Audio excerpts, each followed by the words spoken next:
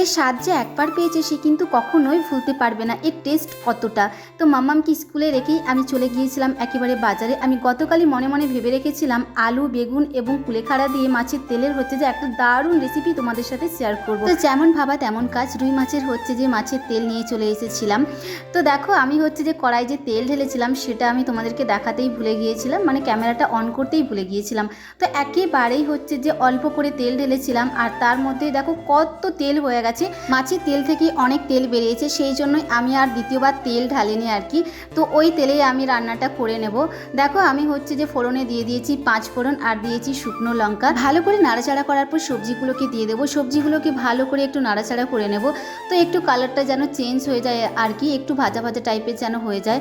তারপরেই হচ্ছে যে একে একে আমি মশলাগুলোকে দিয়ে দেবো। সেরকম কিন্তু মাল মশলা কিছুই না, আমি দিচ্ছি হচ্ছে যে হালকা হলুদ গুঁড়ো, লঙ্কা গুঁড়ো আর জিরে গুঁড়ো, তার সাথে দিচ্ছি ধনে গুঁড়ো। তো এটাই হচ্ছে যে মশলা, আদা রসুন কিচ্ছুই কিন্তু দিইনি, এতেই কিন্তু দারুণ টেস্ট হয়। আর তারপরে একটু নাড়াচাড়া করার পর দিয়ে দেবো হচ্ছে যে অল্প পরিমাণ মতো হচ্ছে যে নুন দিয়ে ভালো করে হচ্ছে যে নাড়াচাড়া করে নেব। আর নিচে যে লেগে আছে ওটা কোনো অসুবিধা হবে না, জল ঢেলে দিলেই কিন্তু ওটা হচ্ছে যে উঠে যাবে, পোড়া গন্ধ একেবারেই হবে না। তো দেখো ভালো করে নাড়াচাড়া করার পর আমি দিয়ে দিয়েছিলাম হচ্ছে যে ভেজে রাখা মাছের তেলটা দেওয়ার পর ভালো করে নাড়াচাড়া করার পর তারপরে অল্প পরিমাণে আমি একটু জল দিয়ে দিয়েছি।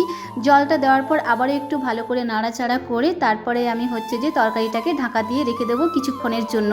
তো তরকারিটা ঢাকা দেওয়ার পর দেখো ঢাকাটা খুলে কত সুন্দর একটা কালার এবং স্মেল বেরোচ্ছে কি বলবো।